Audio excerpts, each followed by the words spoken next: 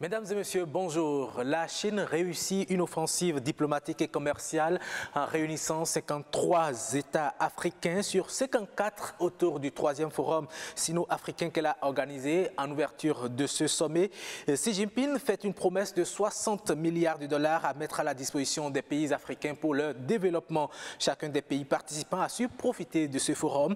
Qu'en a tiré notre pays, le Bénin, de sa participation à ce forum sino-africain? Eh bien, en décryptage, nous allons analyser les retombées économiques et commerciales justement de cette sortie du Bénin. Et puis, la disqualification des écureuils cadets pour tricherie sur leur âge sera au cœur du dossier de la semaine. Avec un consultant sportif, nous analyserons aussi les répercussions de ce scandale sur le financement du sport roi et aussi sur les autres disciplines sportives. Mesdames et messieurs, bienvenue à Wikeko. Wikeko que nous démarrons bien sûr par le mini-journal présenté par Estelle Espérance Oropazo.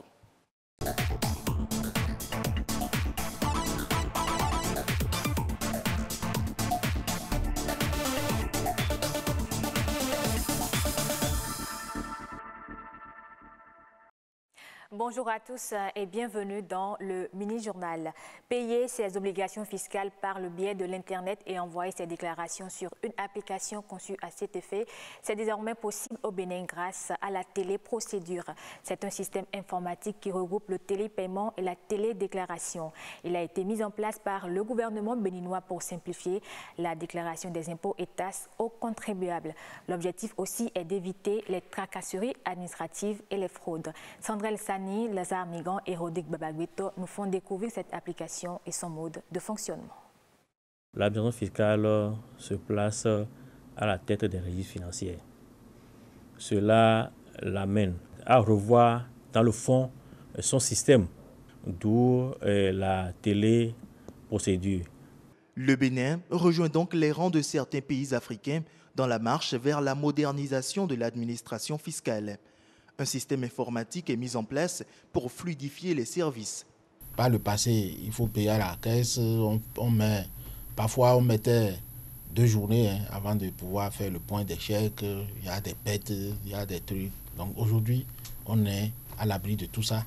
Le contribuable aussi, il peut suivre parce que avant, il passait par des comptables, il ne maîtrise pas forcément si c'est payé ou pas. Donc, via l'application, il a toutes les informations, il a tout ce qu'il lui faut pour suivre les paiements des impôts, pour être sûr que l'argent qu'il a envoyé est réellement allé dans la caisse de l'État. Depuis son bureau, le dirigeant, au même titre que le comptable ou celui qui est chargé de lui faire les formalités fiscales, peut voir la situation du contribuable. À côté de ce système de téléprocédure se trouve cette machine électronique qui sert à comptabiliser tous les achats effectués dans une entreprise. Une mesure dont le but est de limiter, voire empêcher la fraude fiscale. Nous, le grossiste là, on facture le AIB aussi, AIB détaillant.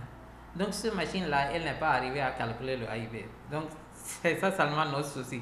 Quand le client vient, vous allez taper son numéro IFE, son nom et le prix à quel vous avez vendu. C'est tout. Et c'est la machine qui va calculer toutes les autres choses. Cette machine-là, ça va vous aider pour garder le stock aussi correct, le prix correct, et vous pouvez faire le programming dedans, que le gens ne peut pas manipuler le prix. Les téléprocédures se présentent donc comme une alternative non seulement pour mettre fin à l'archaïsme, mais également pour avoir un œil de contrôle sur tous les mouvements financiers dans les entreprises publiques comme privées. Après l'obtention du baccalauréat commence une autre phase de réflexion, celle du choix de la filière. Un choix qui, lorsqu'il n'est pas fait avec conviction, ouvre la porte à plusieurs dégâts comme le désarroi, les échecs massifs et répétitifs pour aboutir à la déperdition. Une situation qui pose le problème de l'orientation. Comment alors éviter la déroute académique? Réponse dans ce reportage de Babagbeto. La joie est grande à l'obtention du baccalauréat, mais ne reste longtemps puisque se pose très vite l'essentielle question du choix de la bonne filière. Un sujet qui taraude aussi bien enfants que parents. J'ai des difficultés à orienter mon garçon qui vient d'avoir le bac. Je veux bien qu'il fasse ce qu'il veut faire, mais ça fait depuis 3 ans que nous sommes dans le débat et je ne supporte pas que l'enfant choisisse sa formation comme un jeu de tombola. Où est-ce qu'il doit se faire former? Dans quelle école il doit partir? Donc il faut qu'il sache ça là seulement. Ce n'est pas que, ok, comme le papa, qu'il puisse payer ou non, on oblige le papa à payer. Non, on ne peut pas dépenser inutilement. Après le bac, la plupart des nouveaux bacheliers ne savent pas ce qu'ils doivent faire. Plusieurs optent donc pour des filières, soit par suivisme ou par rêve d'enfant, devenant souvent au fil du temps des pèlerins sur le chemin de l'insuccès. Il y a 30, 40 ans, nos parents, par exemple, on allait les chercher pour venir travailler. Aujourd'hui, ce n'est pas possible. Aujourd'hui, le travail il est difficile à l'avoir et donc il ne faut pas s'orienter parce que tout le monde le fait. Il ne faut pas s'orienter au pif. Il faut réfléchir, il faut mûrir ces réflexions. Quels sont les avantages que j'ai, par exemple, à m'orienter dans telle filière? Quelles sont les opportunités d'affaires? Quelles sont les possibilités d'investissement qu'il y aura? Quelles sont les possibilités de création d'entreprises qu'il y aura dans tel secteur? Autant de questions dont les réponses se trouvent à des séances d'orientation comme celle-ci. Ici, anciens, nouveaux et même futurs bacheliers sont soumis à des tests d'orientation suivis d'entretiens individuels avec des conseillers. Sans information, il est dur de faire un bon choix. Aujourd'hui, il y a tellement, l'offre de formation s'est tellement élargie, on n'a plus vraiment besoin d'aller à l'étranger pour se faire bien former. On donne la possibilité aussi à ceux qui le souhaitent de pouvoir rencontrer pour la première fois un conseiller d'orientation parce que comme on le sait, dans notre système éducatif, on n'a pas la possibilité de rencontrer et de discuter avec un conseiller d'orientation. Au-delà des qualités et des défauts qu'on a comme discussion avec les différents consultants, il y a aussi l'importance des moyens, par exemple, dans le cursus scolaire de l'intéressé lui-même. Tout à l'heure, par exemple, nous avons eu une jeune femme qui vient d'avoir le bac, un bac A2, mais qui est passionnée de l'eau et de l'assainissement, ce qui n'est pas compatible. Alors, dans ces conditions-là, on lui fait comprendre effectivement que le bac qu'elle a eu n'est pas compatible avec la série pour laquelle, ou bien la filière pour laquelle elle se passionne. Cette assertion doit demeurer le credo de tout apprenant, sans oublier que la bonne orientation prend des parts au sein du cocon familial. Les parents et enfants doivent travailler main dans la main en matière d'orientation. Les enfants doivent savoir écouter leurs parents. Les parents doivent savoir écouter leurs enfants également. Donc il faut un juste équilibre pour que cette décision d'orientation puisse être la meilleure possible. Faire éclore et développer l'intelligence des apprenants en passant de la théorie à la pratique en physique, chimie et technologie. C'est bien cela l'objectif du professeur concepteur Kwedikpo Mpati. Dans cette logique, il a réuni une trentaine de professeurs pour une formation pratique. Gloria Oni et Alexis Kenom pour les détails. Pratiquer la théorie enseignée, exécuter la pratique dans la vie socio-professionnelle. La physique, chimie, technologie est enseignée dans les salles de classe, sans souvent la technique pratique au laboratoire. Très peu sont d'ailleurs les collèges d'enseignement général qui détiennent un laboratoire fonctionnel. L'apprenant apprend à la fois la démarche, façon de faire, façon de raisonner scientifiquement. Le professeur Kwedikpo Mpati s'est accroché à l'expérimental. Il a confectionné des matériels didactiques pour l'expérimentation de la physique, chimie, technologie. Au nombre de tout ce que j'ai fabriqué, se trouve le kit d'optique. Le kit d'optique, je l'ai fabriqué, ça fait un moment, mais je l'ai amélioré et pendant ces vacances, vu le niveau d'amélioration, vu que j'ai pu cerner la quasi-totalité des connaissances et techniques au programme avec ce kit, j'ai dit il faut que je partage cela avec un petit nombre quand même d'enseignants. Il a rassemblé une trentaine de professeurs de PCT certifiés du littoral pour le partage de ces connaissances. Une formation qui vise le développement de l'intelligence des apprenants à travers l'expertise des enseignants formés. Je pense que cette formation est arrivée à point nommé, donc pour nous équiper, nous aider vraiment à donner le meilleur de nous-mêmes. Une fois, nous allons reprendre là avec nos apprenants, donc que nous puissions vraiment leur faire avec eux des expériences et les guider donc dans leur apprentissage. C'est très intéressant, instructif pour nous et ça me permettra de travailler avec nos apprenants correctement, d'accord, de partager avec eux ce que nous sommes en train d'acquérir ici. Les apprenants désireux pourront désormais avoir la possibilité de mieux comprendre la physique, chimie, technologie de part en part avec la pratique. L'ancien parking automobile du marché d'Antokpa déguerpi il y a quelques mois est aujourd'hui transformé en toilette publique.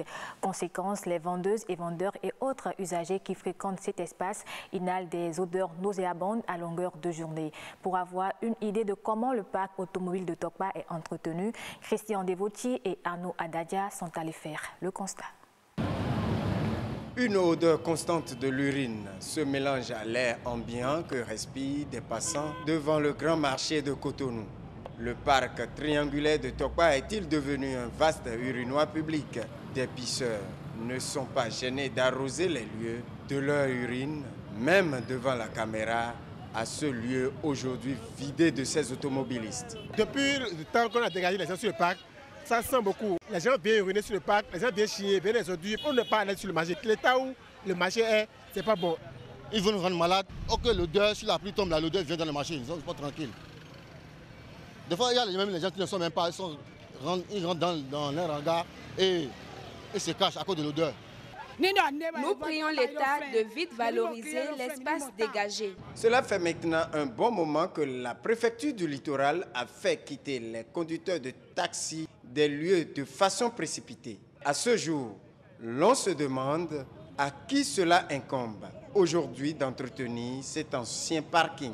Cela pose le problème de la mise en place des toilettes publiques. Et ça encore, c'est la mairie. Nous, au niveau de la préfecture, ne sommes pas l'opérationnel. Et comme je viens de le dire, c'est des problèmes qu'il faut poser, c'est des problèmes qu'il faut résoudre de façon méthodique, de façon progressive. Et je pense que le maire de Cotonou fera face à sa responsabilité en cette matière-là. À présent que l'autorité préfectorale semble jeter la balle au maire, que dit la première autorité de Cotonou? Effectivement, le parc triangulaire était géré par la mairie de Cotonou, mais depuis un moment, je pense que c'est confié à la direction générale de la SOGEMA. Et nous sommes, la commune étant le prolongement de l'État, nous sommes tenus aux orientations, aux directives du gouvernement. Bien entendu qu'en attendant la panacée, les usagers, hommes et femmes, qui ne peuvent fréquenter Tokpa sans traverser cet espace, doivent continuer de traverser le parking vidé en se pinçant à chaque fois les narines. Fin de ce journal. Merci de l'avoir suivi. À dimanche prochain. Merci à vous, Estelle Pazou. À dimanche prochain. Mais avant, comment appréciez-vous ces dernières images que vous avez vues? Okay, ce sont des images qui me font plutôt rire parce que ne pas passer par le parc sans se pincer le nez, c'est quasiment impossible aujourd'hui. C'est dommage. Alors qu'on a pensé que ce parc, ce déguerpissement allait servir vraiment à l'érection d'un joyau au niveau de cet ancien parc. Malheureusement, ce parc est transformé en un urinoir à ciel ouvert. Il va falloir que les autorités prennent vraiment leurs responsabilités. Merci à vous, Estelle Pazou, pour la présentation de votre mini-journal et à dimanche prochain. Mesdames et messieurs, nous allons poursuivre cette émission et cette fois-ci feuilleter les journaux. La revue de presse économique de la semaine, c'est une réalisation signée Ulvaeus Balogun.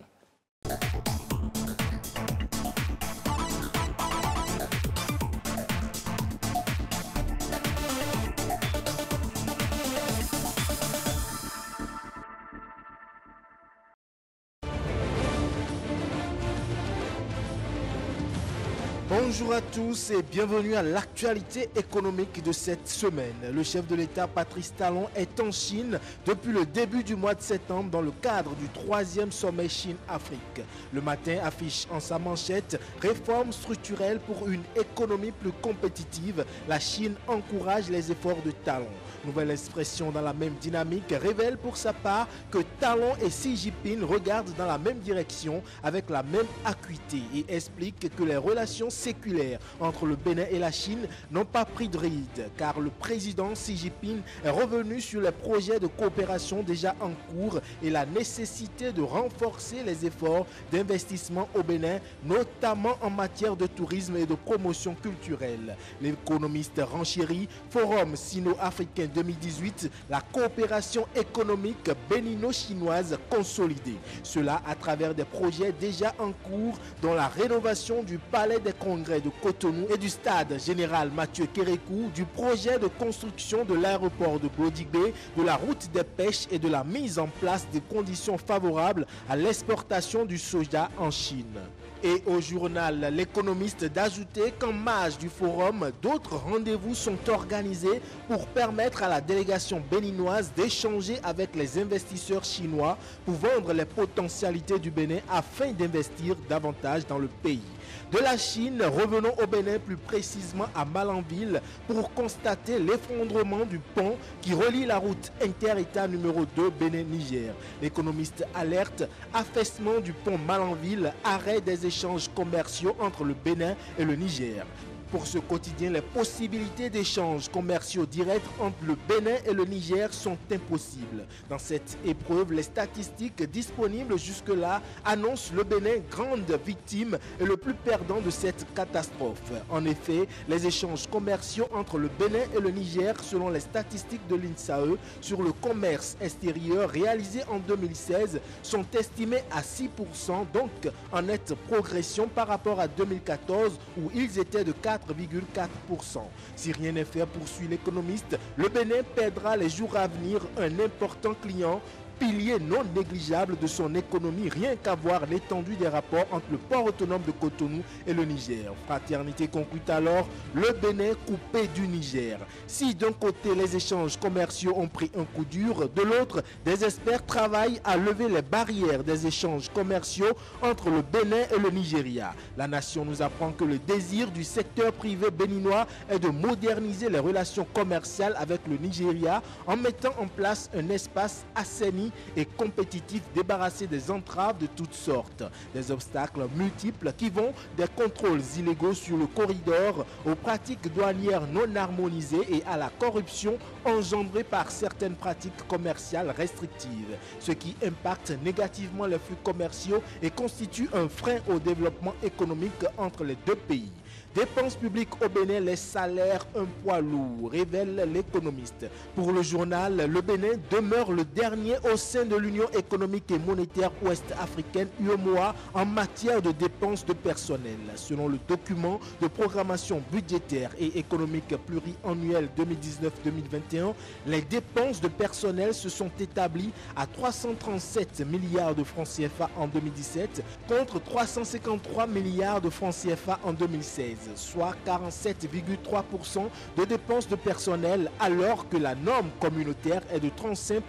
L'économiste revient sur l'interdiction des sachets non biodégradables et révèle bientôt la fin du commerce du pure water.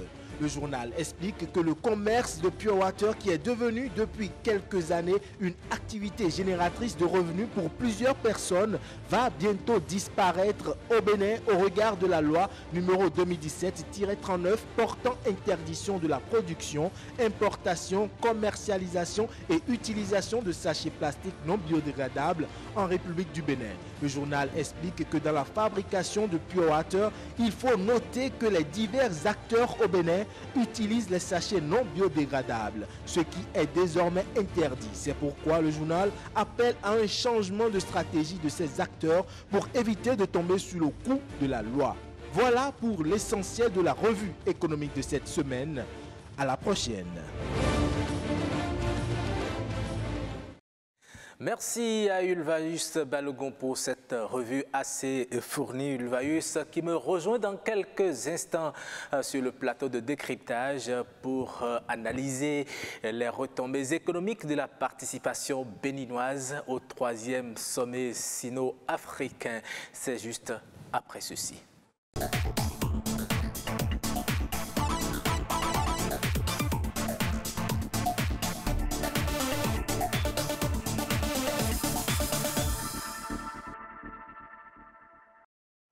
Et ils sont là, les confrères, pour analyser cette actualité. Je commence à vous présenter Olivier Alochema. Bonjour. Bonjour et bonjour à tout le monde. Merci d'avoir répondu à notre invitation. Vous êtes journaliste au quotidien L'événement précis. D'entrée, je voudrais déjà vous présenter les condoléances de BB24. Vous avez perdu un collègue qui a été inhumé jeudi dernier. Nos sincères condoléances. Merci beaucoup. Et en face de vous, comme je le disais, Ulvaeus Balogun, c'est lui. Vous nous avez fouillé un peu et feuilleté les journaux. Vous nous avez présenté l'actualité et parmi les informations relayées, nous parlons justement d'une grosse actualité, la participation des États africains au sommet sino-africain. Merci d'avoir répondu aussi présent sur ce plateau pour tout ce que vous faites aussi. Et je vais aller du côté de Olivier.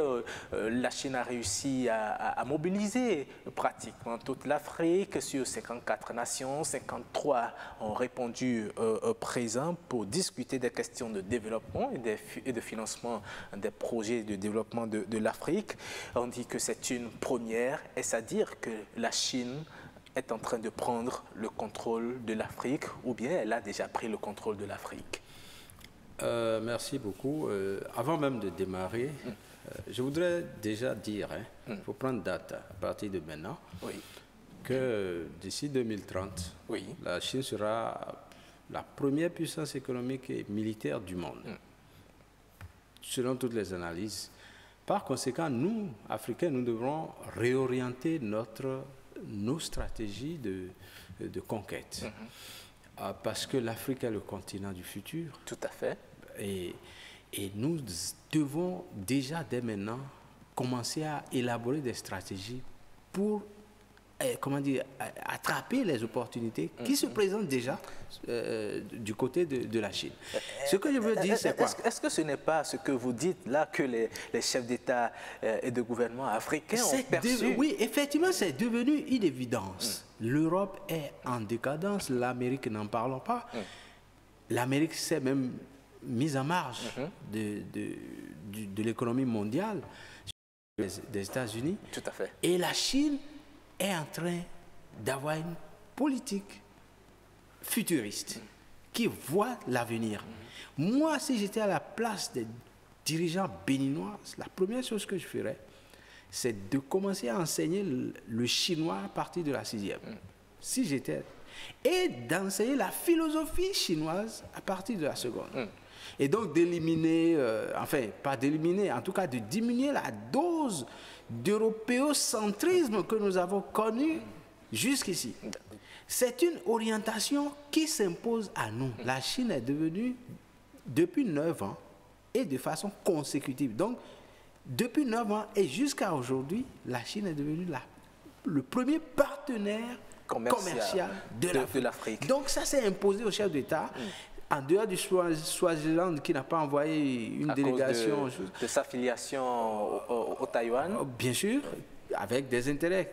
Là aussi, eh bien, c'est une réalité qui s'est imposée au monde. D'accord. Voilà. Très bien. Alors, Ulvaeus Balogun, pensez-vous, un peu comme Olivier, que c'est une réalité qui s'est imposée à tout le monde? Est-ce qu'aujourd'hui, les États africains ont perçu qu'ils ont quelque chose à gagner en se rapprochant davantage de la Chine? Tout à fait, tout à fait. Je suis d'accord avec Olivier dans son analyse. Et vous l'avez dit si bien, sur 54 pays, 53 chefs d'État étaient présents. C'est la preuve que les pays africains ont compris qu'ils ne peuvent plus aujourd'hui se développer sans la Chine. Et d'ailleurs, les conditions que la Chine offre aux pays africains sont tellement favorables que ces pays africains ne sauraient continuer à coopérer avec les pays occidentaux où il y a une pression qui est faite sur ces pays-là. Aujourd'hui, Olivier l'a dit, durant 9 années consécutives, il y a eu la Chine qui est le premier partenaire de l'Afrique. C'est extraordinaire. On ne comprend pas cette invasion chinoise qui se fait sur l'Afrique. C'est à se demander si la Chine n'a pas quelque chose derrière la tête. Tout à fait. Et à l'ouverture de ce sommet, le président Xi Jinping a encore promis 60 milliards de dollars. Tout à fait. Et dans ces 60 milliards, c'est extraordinaire. Il a donné 15 milliards sans rémunération. C'est-à-dire, c'est comme un don qu'on fait à l'Afrique. Il n'y a pas de retour à percevoir. Et ce qui est même intéressant avec la Chine, c'est la politique chinoise vis-à-vis de l'Afrique, où ils ne s'insèrent pas dans les relations intérieures. Ils ne vous font pas d'obligations, comme certains pays qui vous obligent lors des élections à élire tel président, sinon vous n'aurez pas d'aide financière. Pas du tout. La Chine vous donne de l'argent, ne s'implique pas, ne cherche pas à savoir votre politique intérieure, ce n'est pas son problème. Mais cette politique que la Chine mène aujourd'hui vis-à-vis de l'Afrique, on sent clairement que la Chine veut mettre de côté tous les pays occidentaux et prendre la première place. D'accord. Alors, quel intérêt la Chine a concrètement à vouloir venir en aide, au secours de l'Afrique telle qu'elle est en train de le faire? Écoutez, moi j'ai étudié la Chine. Il n'y a pas d'économie. Il n'y a pas d'État philanthrope. Attention, il n'y a aucun État philanthrope. Il n'y en a pas. Et d'ailleurs même, si Xi Jinping mesurait 60 milliards de dollars, ça fait 60 fois 550. Faites le ratio, vous verrez que c'est énorme. C'est énorme. C'est des milliers de milliards de francs CFA. Exactement, 8 000 milliards. 8 000 milliards de francs CFA. C'est beaucoup d'argent. Donc, la Chine fait cela pour son propre compte, pour sa propre ouverture.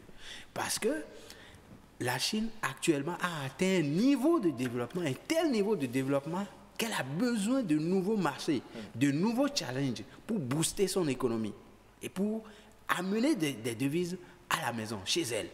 Par conséquent, elle a tout fait déjà aux États-Unis. Une bonne partie de la production industrielle américaine est gouvernée par les firmes chinoises. Même Hollywood, aujourd'hui, est aux mains des Chinois. Naturellement, ils ont fait une politique qui est différente de ce que l'Europe, la politique prédatrice de l'Europe vis-à-vis de l'Afrique. Mais quelque part, est-ce qu'il ne faut pas craindre aussi cette expansion chinoise en Afrique? Et parmi les 8 axes de coopération signés entre la Chine et l'Afrique, il y a l'industrialisation de l'Afrique qui vient en tête. Et l'on sait très bien que la Chine est l'un des pays les plus pollués au monde. Et c'est-à-dire qu'on veut délocaliser la pollution en Afrique. Vous savez, j'ai lu dans le journal Le Monde, et la plupart des journaux américains d'ailleurs, d'il y a une semaine, ils n'ont pas passé le temps à dire qu'il y a invasion chinoise, colonisation chinoise, etc. Mais je vais vous parler d'un seul pays, l'Éthiopie. L'Éthiopie est aujourd'hui l'épicentre des investissements chinois en Afrique. Et l'Éthiopie, devant nous, se transforme en une puissance, tout simplement. Une puissance qui exporte massivement vers les États-Unis, vers l'Europe, etc. Pourquoi? Parce que les Chinois sont venus installer des villes industrielles qui ont pris leur essor. La même chose est en train de se faire au Maroc et au Nigeria aussi. Donc, oui, il y a des défis, à la fois environnementaux et technologiques, que toutes les industries du monde affrontent. Ce n'est pas seulement l'industrie chinoise. Même l'industrie américaine, lisez les derniers événements qui se passent aujourd'hui en Californie et autres, mais la pollution est énorme. Ok, très bien. Aujourd'hui, le Bénin a également pris une part très active à ce 3e sommet. Qu'a-t-il obtenu concrètement comme avantage en participant à ce sommet? Le Bénin a pu obtenir quoi concrètement, Ulvaeus? Bon, de façon concrète, je crois que déjà le chef de l'État a réaffirmé avec la Chine le désir de continuer la coopération qui est déjà en place depuis plusieurs années. On a des infrastructures comme l'échangeur de Godomey qui ont été faits grâce aux Chinois. On a d'autres aménagements, le pont de Fifadi, je crois, c'est grâce à la Chine qu'on a eu ces aménagements. Alors aujourd'hui, avec le déplacement de la délégation béninoise en Chine, on peut dire que le chef de l'État est revenu quand même avec un accord d'investissement, d'implantation d'une entreprise sino-béninoise, d'investissement au Bénin, ce qui est quand même louable. Et mieux, il y a également un accord sur la construction d'un centre culturel Confucius pour le partage d'expériences entre la Chine et le Bénin, notamment dans les secteurs de l'art, de la gastronomie, de la... Et cela rejoint la proposition que Olivier faisait tout à l'heure. Tout à fait, tout à fait. Aujourd'hui, il faut que les chefs d'État africains comprennent la nécessité de travailler avec la Chine et beaucoup plus d'apprendre de la Chine. Et c'est là que je trouve salutaire le centre culturel dont je parlais, où les Béninois peuvent mieux tirer de l'art chinois. Aujourd'hui, les Chinois, ils sont excellents dans la gastronomie, ils sont excellents dans l'art. Et donc, les Béninois peuvent, grâce à ce centre culturel, tirer profit de ce partenariat-là. Maintenant, le problème, c'est que je crois, on n'a pas véritablement vu des investisseurs béninois aller en Chine. Oui. Et c'est là que ça peut poser un petit problème. Justement, on a vu les autres pays avec leurs délégations. Lorsque vous prenez la délégation tchadienne, la délégation ivoirienne, ces chefs d'État se sont déplacés avec les opérateurs économiques de leur pays. Mais lorsqu'on voit la délégation béninoise, on a l'impression qu'elle est un peu maigre en termes de participation, d'association d'opérateurs économiques. En tout cas, c'est l'impression qu'on a parce qu'on n'a pas vu les grands chefs d'entreprise béninois dans la délégation. Peut-être qu'il y a eu des délégués de ces entreprises, du patronat, des délégués de la CCIB qui étaient de la délégation, mais déjà, il faut reconnaître quand même que c'est de la politique nationale. C'est-à-dire que c'est le chef de l'État qui décide des membres de sa délégation. S'il trouve important de se faire accompagner d'investisseurs béninois, de chefs d'entreprise béninois, alors c'est bien. Mais l'autre chose qui est à saluer, peut-être, c'est la volonté d'échanger avec les chefs d'entreprise qui sont déjà implantés en Chine. Peut-être pour voir le partenariat afin qu'eux, ils puissent servir de pont entre la Chine et le Bénin. Tout à fait.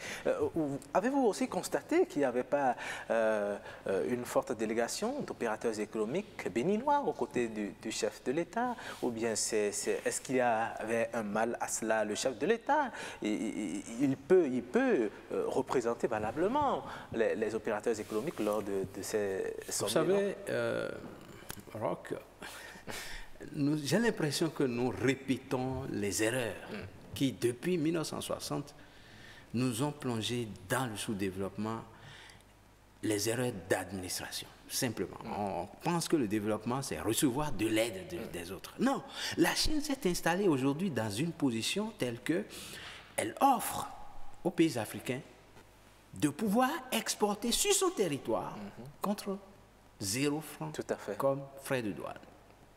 Il y a plein de pays qui en profitent. Il a même dit que désormais le soja sera exporté. Voilà.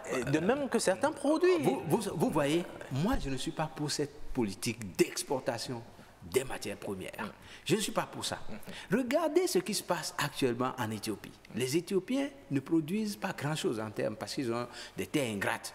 Mais ils ont installé sur le sol une bonne partie des industries qui veulent délocaliser en Afrique, les industries chinoises. Nous pouvons offrir aux Chinois cette plateforme-là.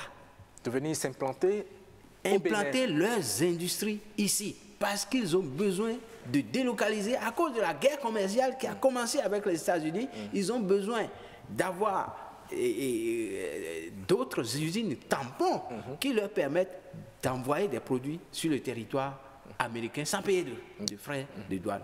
Nous n'avons pas vu ça. Que le chef de l'État aille là-bas sans les opérateurs économiques, ça c'est déjà vu sous Yahya Boni. Ce n'est pas une première. Moi, la première, c'est d'amener des parcs industriels, s'installer à Abomey, pourquoi pas à Tangueta ou je ne sais pas, pour pouvoir exploiter les ressources d'ici, transformer ça en produits finis ou semi-finis pour pouvoir exporter sur le territoire chinois. Tant qu'il n'y a pas une version exportation de produits finis ou semi-finis de nos industries vers le territoire chinois, les échanges seront inégaux, les échanges seront toujours déficitaires au détriment du Bénin. Nous allons perpétuer les mêmes politiques qui nous ont appauvri. Mais il est dit, la Chine a prévu former, comment dit-on, 1000 cadres africains de haut niveau. Il y aura certainement des Béninois parmi ces 1000 cadres de haut niveau qui seront formés. Je parle d'industrialisation, oui, d'investissement dans l'industrie. Oui, pour investir dans l'industrie, il faut également former des cadres qui pourront prendre la relève. Donc, c'est déjà un premier pas que de vouloir former justement des cadres de haut niveau capables d'assurer la relève au cas où les Chinois n'auraient pas... Oui, c'est une bonne politique. Ça, personne ne peut le nier. Et les Chinois, au Bénin, ont installé un lycée technique. Bien sûr. À Kassatou. Bien sûr. Donc, c'est un pas important et qui déjà nous montre que nous avons tout à y gagner. Mais je dis, pour aller en Chine, les autorités béninoises avaient besoin et ont besoin d'avoir une vision industrielle. D'accord. Voilà, donc moi je ne la vois pas encore. Ce que je vois simplement, c'est, on va parler de tourisme, de stade, etc. Bon, ok, c'est bon, ce n'est pas mauvais. Mais l'industrie doit être au centre, sinon nous allons continuer à être pauvres. Très bien. Merci à vous, Olivier, d'avoir une position aussi tranchée. Mais aujourd'hui, le Béninois, que pense-t-il justement de cette participation du Bénin? Est-ce que le Béninois est indifférent? Est-ce qu'il est enthousiaste? Ou bien il est craintif? Oh, ben, je dirais que le Béninois est beaucoup plus mi-figue, mi-raisin.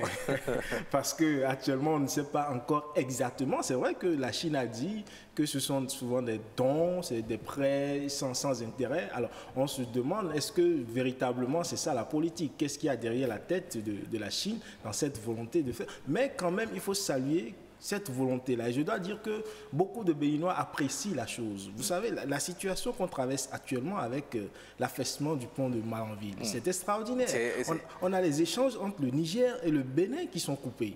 Alors que si on avait les voies ferrées qui étaient réhabilitées, on n'aurait pas ce problème. Grâce au train, on pourrait convoyer tranquillement les marchandises vers le Niger. Et là, c'est une entreprise chinoise qui va se charger de réaliser la boucle ferroviaire. C'est déjà acté. Ça fait partie justement des bonnes nouvelles que le chef de l'État a ramenées. Tout à fait, des bonnes nouvelles que le chef de l'État a ramenées. Et puis évidemment, il réaffirmait également la construction de l'aéroport de Glodibé, entre autres. Qui sera bientôt une réalité. Voilà, une réalité. Donc c'est autant de choses quand même qui permettent aujourd'hui au Bénin de bien coopérer avec la Chine. Évidemment, Olivier n'a pas tort quand il parle de l'industrialisation, de penser à implanter des industries, parce que c'est vrai, il ne suffit pas de faire venir la Chine pour nous aider à construire nos infrastructures, mais il faut également qu'on ait la transformation sur place. Ça nous permettra d'acquérir beaucoup plus de ressources quand on pourra les exporter vers d'autres pays. Merci à vous, Ulvache Balogun. Mais il faut dire déjà que les Occidentaux s'inquiètent déjà de cette expansion chinoise en Afrique. Et le journal Le Monde a écrit que la Chine s'appuie sur l'Afrique pour construire la muraille face aux Occidentaux. On est aussi tenté quelque part de se demander si la Chine ne veut pas instrumentaliser l'Afrique. Oui, le monde, Los Angeles Times ou bien New York Times, etc. écrivent autant de choses pour vilipender. Il faut les comprendre. Il faut les comprendre. Mais en même temps, n'oublions pas que même la France est en train et courtise fortement la Chine. Justement, voilà. Elle a d'ailleurs augmenté son aide au développement de l'Afrique. Bon. C'est tant mieux. La Chine, la France courtise la Chine et s'inquiète que nous, on courtise la Chine. D'accord. Voilà, vous voyez un peu le paradoxe. Oui, merci à vous, Olivier Alochemin, pour votre analyse de cette actualité. Également, merci à vous, Ulvaeus Balogun. Je vous souhaite à tous un très bon dimanche. Et juste après vous, nous allons parler du sport. C'est vrai que ce n'est pas de notre habitude, mais l'actualité s'impose. Les écureuils cadets ont été disqualifiés de la participation à une compétition africaine. Nous allons voir justement les retombées, les répercussions de cette disqualification sur le financement du foot et l'avenir également du foot et des autres disciplines sportives. C'est juste après ceci.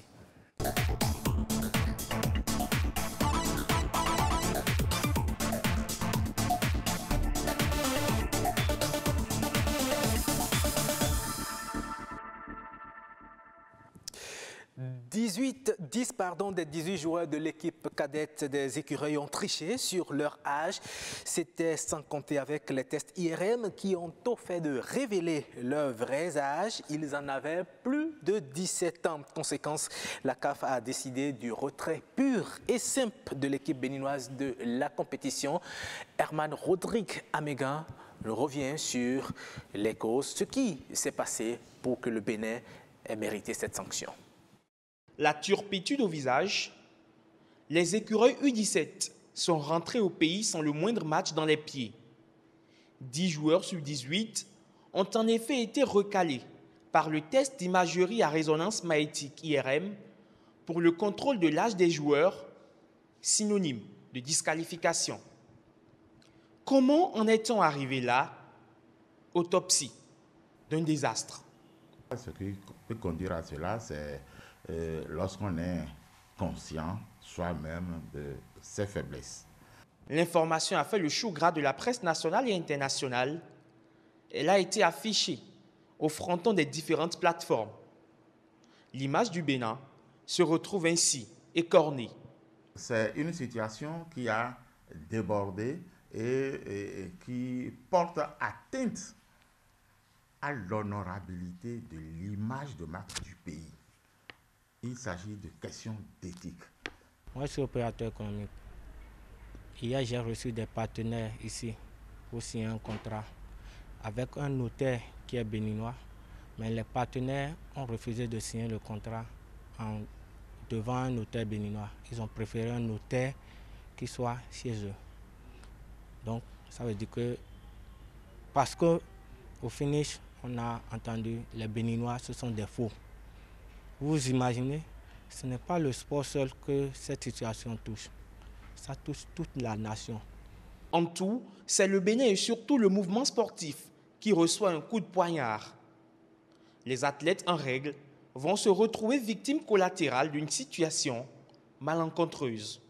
Ce que ça va générer à l'avenir pour notre sport, c'est que, au plan international, nous sommes étiquetés comme les plus gros tricheurs. Désormais, même les recruteurs des athlètes au plan international vont mieux ouvrir leurs yeux, seront beaucoup plus regardants, je voulais dire donc, pour se prononcer sur la possibilité de recruter ou pas un athlète béninois. Ce qui peut être appelé le drame de Niamey a provoqué une levée de boucliers sur fond d'indignation. Justice, clament les passionnés de sport. C'est le moment peut-être, comme la justice a déjà pris l'affaire à main, qu'on puisse quand même situer des responsabilités et qu'avec ça, ça va permettre pour le futur que les gens puissent quand même savoir que les situations de ces gens, qu'après que ça pouvait être aussi puni. Au-delà du sport, au-delà du football, en général, on triche sur nos âges. Donc, c'est sociologiquement qu'on doit déjà faire cet effort. Et responsabiliser ceux qui gèrent les administrations au plan local sur comment délivre-t-on les papiers pour pouvoir réaliser les actes de naissance, pour pouvoir réaliser les cartes nationales d'identité et pour pouvoir peut-être réaliser les passeports à un moment donné. En attendant que les sanctions pleuvent, plusieurs mesures ont été déjà prises. Les joueurs et autorités incriminés font déjà face à la justice pour répondre des faits qui leur sont reprochés. Des têtes vont peut-être tomber. Et voilà, quand on triche, ça paye cash. Et voilà, un opérateur économique en a déjà fait les frais. Nous allons en parler. Nous recevons Patrick Novide. Bonjour. Bonjour Aurélien et bonjour à tous nos téléspectateurs qui nous suivent en ce moment. Vous avez la pleine forme malgré ce que nous vivons actuellement. Oui, bon, vous savez, dans ma posture d'amoureux du sport et particulièrement du foot. Vous êtes malade. Je suis un peu meurtri. Voilà. Voilà, vous êtes consultant sportif. Vous avez accepté venir parler de cette actualité avec nous. Merci. Et pour m'accompagner, j'ai avec moi Herman Rodrigue Amégan qui nous a fait l'autopsie de ce qui s'est passé, de ce scandale. À vous, Herman Rodrigue Amégan. Bonjour Roch et bonjour à tous. Bonjour Patrick, merci d'avoir accepté notre invitation. Alors, la disqualification des Écureuils U17 Est-ce que ça tombe comme un coup de massue inopiné ou c'est le salaire de la fraude et de la tricherie permanente? Bon, je préfère, à mon corps défendant avec beaucoup de tristesse, la deuxième assertion. C'est bien sûr la conséquence de tout un ensemble de pratiques séculaires qui a pris ses racines et ses tentacules dans la gestion du mouvement associatif béninois et particulièrement dans le domaine du football. Vous savez, l'élément est très parlant et lorsque vous remontez un peu dans l'histoire, le Bénin a été déjà victime au cours des années 2014 d'une pareille situation. Oui. Et dans la même catégorie d'âge où on a été sanctionné. Et malheureusement, ça n'a pas servi de leçon. Ça n'a pas servi de leçon, exactement. C'est là où je voudrais en venir.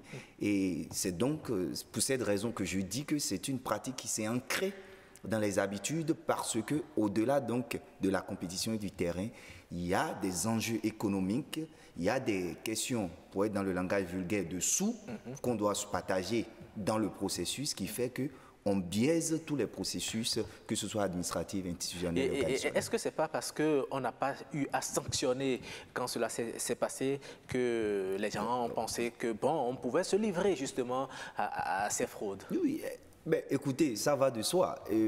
Quelqu'un a dit que l'impunité n'est pas forcément la tasse la mieux partagée chez nous au Bénin. Vous savez, dans le sport particulièrement, qui apparaît comme une chasse gardée, entre grilles pendant longtemps d'une minorité, voilà, d'un groupuscule de personnes, eh bien, c'est un peu cette mafia-là qui gère le sport roi. Et donc, tout se passe dans un couvent. Et lorsque vous n'êtes pas initié, lorsque vous n'êtes pas dedans, eh bien, vous ne bénéficiez de rien, vous ne comprenez rien. Alors, quelles sont les répercussions que cette situation aujourd'hui peut avoir sur le sport en général, mais sur le football en particulier? Et lorsque vous prenez le sport en général, vous vous rendez compte tout de suite que c'est le label Bénin qui est écorché. Et là, totalement écorché, à double titre. De façon générale, les sportifs béninois ont fait du faux et donc on est regardant par rapport aux athlètes. Mais le deuxième niveau qui est plus pertinent et plus poignant, c'est que ça concerne une catégorie d'âge. Les cadets, pour ceux qui nous suivent, c'est les moins de 17 ans. Et ceux-là sont appelés à faire leur parcours footballistique pour devenir les stars, les élites de demain.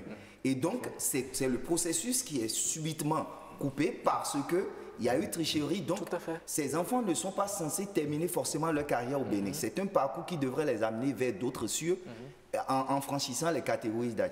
Puisqu'ils ont fauté dès maintenant, c'est tout pratiquement leur carrière qui est foutue en l'air. Ils peuvent peut-être jouer au Bénin, et on va faire ça à la cuisine interne, mais une perspective, envisager une carrière internationale devient problématique et quasi impossible aujourd'hui pour les athlètes qui sont incriminés parce qu'ils sont fichés dans les dossiers de la CAF et de la FIFA. Alors, on le sait, la FIFA, justement, injecte beaucoup d'argent pour la formation donc, des jeunes footballeurs. La FIFA envoie de l'argent, ce qu'on appelle les projets goals. Est-ce qu'aujourd'hui, avec cette situation, la FIFA ne va pas revoir la cagnotte qui est allouée au Bénin parce qu'elle va se dire, bon voilà, quand on envoie les sous, ils préfèrent se partager les sous plutôt que de former des jeunes et envoie maintenant les vieillards pour aller affronter des jeunes d'autres pays? C'est un secret de polichinelle. Et c'est pour dire que ces sous qu'on envoie, vous et moi sur le plateau, et ceux qui nous suivent, ils vous le diront, nous sommes pratiquement des ignorants. Et quand bien même nous essayons de comprendre comment ces cagnottes-là sont gérées, eh bien, vous êtes tout de suite, je vais utiliser l'expression, étiqueté ou menacé. C'est-à-dire que c'est des ressources qui sont allouées pour des projets de développement. Et ces projets concernent effectivement les catégories de jeunes, mais ces fonds ne sont jamais destinés, enfin, ces fonds ne sont pas utilisés. N'ont jamais servi à former ces jeunes-là à terme. Peut-être qu'on enclenche ce processus et en cours de parcours pour des raisons lugubres, donc, pour revenir à votre interrogation, il va de soi, lorsque quelqu'un vous met à disposition ses ressources pour pouvoir lui produire des résultats, lorsqu'il n'a pas le feedback positif, il est normal qu'il revoie peut-être même le mot d'approche et la cagnotte. Au demeurant, il faut savoir que l'article 135, je crois, du code disciplinaire de la CAF, en la matière, prévoit des sanctions pour ce qui vient de se passer. Et on pourra peut-être égrener ces sanctions, mais dites-vous que... Des sanctions contre qui? Contre les joueurs, contre l'équipe nationale? Contre l'équipe nationale, en tant qu'institution, en tant qu'officiel, contre ceux-là qui ont emmené les athlètes, et même les athlètes même. Les suspensions vont des suspensions de matchs ordinaires, mais pour rester dans la ligne de votre question, à des sanctions pécuniaires. Et on parle même de jusqu'à $10 000 par individu. Bien sûr, par individu. Est-ce qu'on peut espérer que cette situation n'ait pas de répercussions sur les autres sélections? Je veux parler des seniors qui sont en train actuellement de livrer un match de l'autre côté. Je viens de le dire tantôt, la conséquence, elle est transversale, puisque lorsque vous quittez la catégorie cadet, vous passez en catégorie junior. Non, mais ceux qui sont déjà à un niveau supérieur. Oui, bon, ceux qui sont à un niveau supérieur. Les poulains de Michel Dussier, pareil. Bon, écoutez, il y a peut-être les dommages collatéraux, comme on dit là, au plan psychologique, c'est peut-être l'image de leurs jeunes frères qui sont appelés, c'est là où je voudrais venir à les remplacer. Vous êtes stigmatisés comme étant des fraudeurs. Des fraudeurs. Voilà, exactement. Patrick, aujourd'hui, le financement du sport au Bénin est déjà problématique. Oui. Les entreprises ne veulent pas investir de l'argent dans le sport en général et dans le football en particulier. Et déjà, avec cette situation, est-ce que vous êtes sûr qu'une entreprise peut investir son argent dans le football? Écoutez, c'est vraiment un couteau à double tranchant qui vient de frapper le football béninois. Parce que, qu'il vous souvienne, le ministre Oswald Omeki, dans son projet d'assainir l'environnement du football, a fait d'un des leviers de développement de ce sport-là le mécénat et donc le sponsoring. Et il prévoyait même institutionnaliser cela avec des textes et lois qui seront votés de telle sorte qu'au niveau de la taxation, au niveau de l'imposition des structures, on prévoit déjà dans votre... Des exonérations. Des mesures spéciales. Des mesures spéciales, si bien que lorsque vous faites le budget de l'année, vous prévoyez une part destinée au sport, au sponsoring du sport, je veux dire, aux activités sportives. Vous voyez, dans ce cas, le retour que l'entreprise a ou la structure qui sponsor, c'est que c'est la visibilité que vous lui offrez. Tout à fait. Eh bien, vous ne pouvez pas faire la publicité à quelqu'un lorsque vous êtes tagué de faux.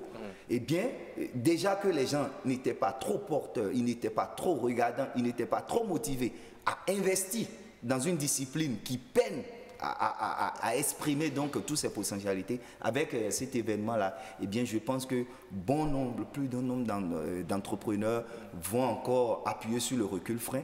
Et l'élément que vous avez présenté est très parlant, cet opérateur économique à qui on a exigé qu'il ne peut pas faire signer son contrat par un notaire. Non, ça veut dire que même les notaires béninois sont disqualifiés. Oui. Et ils ne sont pas considérés. Non, en fait, à cause de cette situation, eh bien, la moralité des Béninois est désormais, je vais dire, salie à l'étranger. Heureusement que la justice s'en est saisie du dossier déjà et les différents responsables répondront justement de leurs actes. Est-ce que cela ne peut pas corriger cette image si, entre-temps, les autorités laissaient passer ce scandale? Et là, on dirait que oui, ce sont elles-mêmes qui cautionnent, mais à partir du moment où on a assigné les gens en justice, il y a même certains qui croupissent déjà en prison. Est-ce que ce n'est pas une caution, une garantie pour montrer justement à ceux qui veulent investir dans le sport béninois que oui, il y a de la bonne semence et que vous pouvez venir? Ce n'est pas une assurance selon vous? Ce qui vient de se passer là, ou ce qui se passe là, c'est peut-être le mal qui va amener le grand bien. Parce que la sanction ou les sanctions les conséquences de cette affaire sont à double titre. Au plan sportif, nous l'avons évoqué tout à l'heure largement, mais au plan civil et pénal, je ne suis pas juriste, mais lorsque le procureur a été saisi, il faut comprendre qu'on remonte maintenant à l'état civil. Puisque le premier niveau de fraude, c'est au niveau donc des actes de naissance, des cas d'identité élaborés. Et même ceux qui ont délivré ces actes de naissance seront poursuivis. Très bien. Donc, c'est un champ, un vaste réseau de corrompus, de corrupteurs qui doivent être épinglés. Et il faut aller au-delà, il faut sanctionner parce que les athlètes, ils vont perdre certainement au niveau de leur carrière, mais la justice doit faire le travail jusqu'au bout, terminé, parce que les cadres du ministère et les cadres de la Fédération béninoise de football sont interpellés parce qu'on parle d'IRM. Et si vous suivez la documentation, il y a une contre-expertise qui a été demandée par le ministre. Et c'est là où la problématique est encore plus grave parce que malgré cela, des joueurs sont passés dans les mailles pour aller à Niamey. Donc, si vous permettez une toute dernière question. Oui, mais très rapidement. Patrick va répondre par oui ou non. Patrick va juste répondre par oui ou non. Du jour. Une toute petite question, par oui ou non. Allez-y. Alors, Patrick, est-ce que les sous du contribuable qui ont été alloués à cette élection-là, vous pensez qu'on doit les restituer? Les millions, on doit les restituer en tant que Béninois? Ça va être difficile. Ça va être difficile parce qu'on a commencé déjà à grignoter jusqu'à un niveau insoupçonné. Merci, Patrick. Merci à vous, Rodrigue Amégan. Merci également à vous, Patrick Novillé, consultant sportif. Votre analyse a été assez intéressante. Merci à vous. Mesdames et messieurs, c'est la fin de cette émission que nous vous remercions d'avoir suivi. Si vous avez aimé, prenez le rendez-vous dimanche prochain à partir de 11 h. Sachez que chaque jour est une opportunité et que vous devez saisir la vôtre dès maintenant. Au revoir et à très bientôt.